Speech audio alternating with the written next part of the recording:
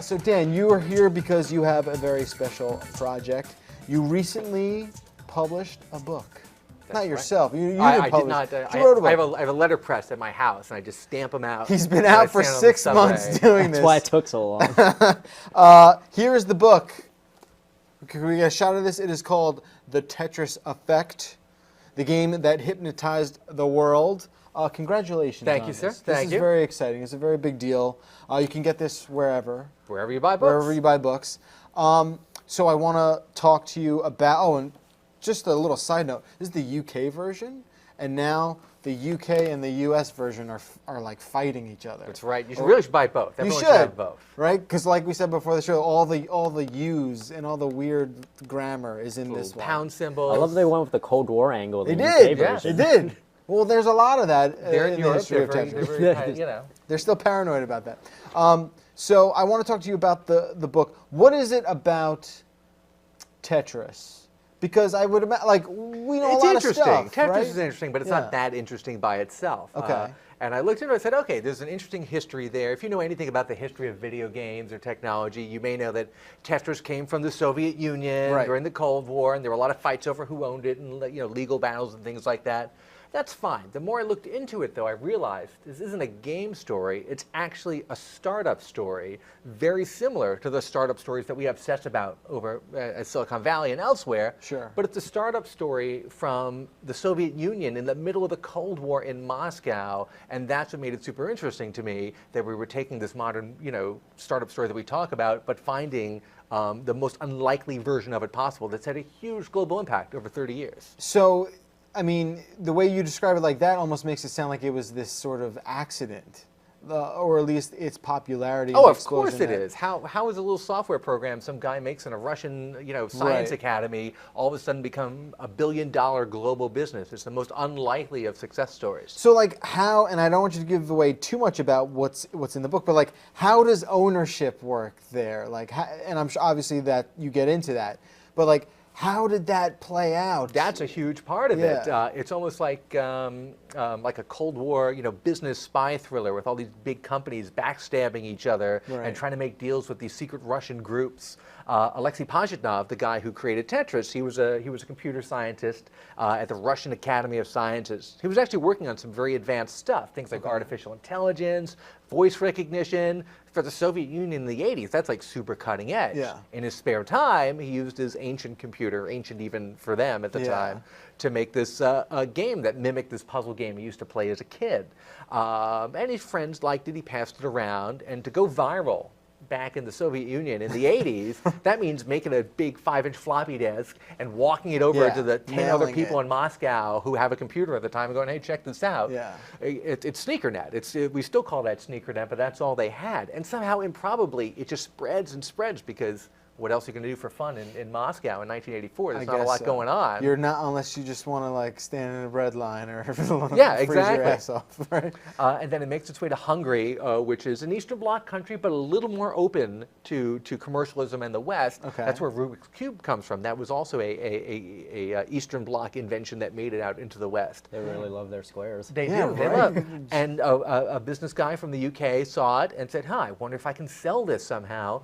Maybe I'll find out it's from Russia. I'll try to talk to the Russians. But they don't understand intellectual property rights or licensing. They're communists. Right, yeah. So he just goes, It all all right, belongs listen, to the I'll state." work out a deal with these guys, but in the meantime, I'm just going to start selling this out of the back of my Yeah. car. Oh, okay. And that led to many, many intersecting lawsuits and this huge tangle that takes us through this whole legal and business thriller. Cool. All right. Sounds like you're already working on like the movie adaptation. I feel we're just going to act it out right now. I feel like there's substance there. It It's could a happen. stage show, a two-hander, Definitely. a three-hander. Now I've read half of the book. Don't spoil the ending for me. The ship sinks. In the end, here's the spoiler: it's the left zigzag piece who's the murderer.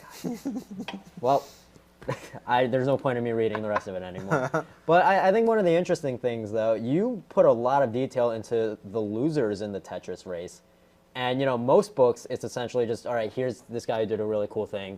That's their story. But, how did you get in contact? And, why did you decide to put so much, focus on, people that didn't, win the rights to Tetris. When you're telling a history story or a good nonfiction story, I think it's really all about, it's not just about what happened, it's about the characters. You really need characters that make the history come alive. Right. What I found was this story had so many fantastic characters in it.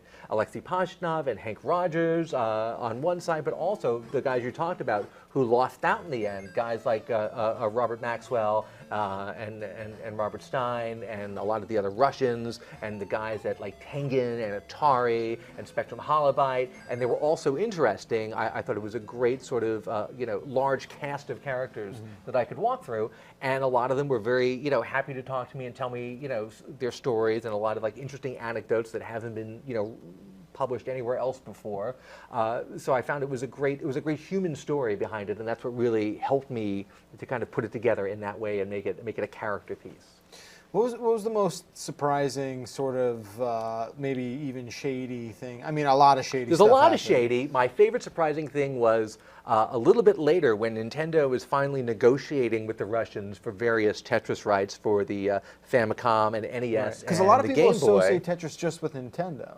True, and Nintendo was kind of a Johnny-come-lately to that, but they're the guys who really mainstreamed it after it was a kind of a cult hit on PCs. And of course, we go to CES every year. There's a big scene set at CES in like 1987 where the game is just on PCs. Yeah. But when Nintendo, Howard Lincoln, who's a famous figure, he later went on to become the president of the Seattle Mariners. I think he just retired a few months ago. Okay. And Minoru Arakawa, who was the founding president of Nintendo of America, they're in Russia trying to do some of these negotiations, and they're sitting in a room, and the Russians come in with a cosmonaut.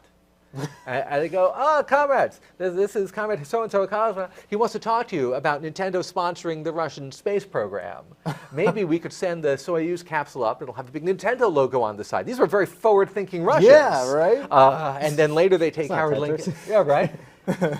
And then later they take Howard Lincoln and his son to the secret, top secret Soviet space training town, the whole town they have set up to train astronauts, and they show them all like the training modules and everything. So the fact that they tried to do that, I think that was the coolest surprise thing. Huh.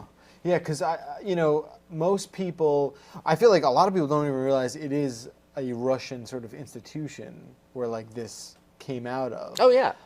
Yeah, go ahead. But you think about the game that you remember with the Russian plinky music Right. and the backwards R in the title and the cathedral on the box. That's all the invention of Western publishers, Mirrorsoft in the UK and Spectrum Holobyte in the US, were sister companies owned by the Maxwells. They said, you know what, we have this kind of plain-looking game, but it's from Russia. Let's play that up. Right. Let's make it the first big import from the Soviet Union. Make it kind of scary, sort of forbidden, and that's really what caused this huge mainstream breakthrough. How is it that such a simple game like this has a backstory that's more complicated than like the Jason Bourne movies? Because we were dealing with, at the time, this incredible tension between Russia and the West, and we were dealing with sort of the very beginning of the computer era, and the beginning of people starting to, this was just before Gorbachev came in, Right. and we moved from this very strict communist system to glasnost and perestroika and this opening up. So it was really the exact right time for people to start testing the waters, mixing these two cultures, finding things. That's what Hank Rogers did. He was kind of a software anthropologist. He would go around to different countries. He was a naturalized American from the Netherlands living in Japan at the time.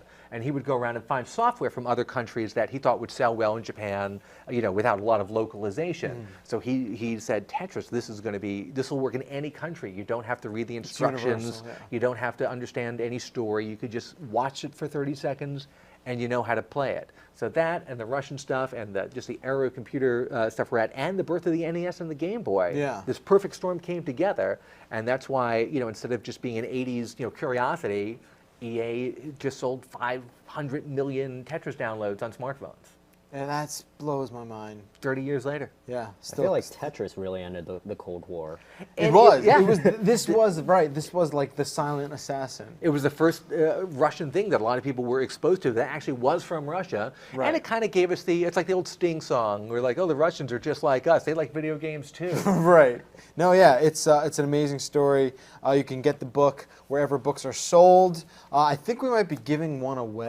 We're happy to give one away. I don't know if it's I'll this. sign it for you too. Excellent. I don't know if it's this one in my hands. It could be. But we'll figure it all out.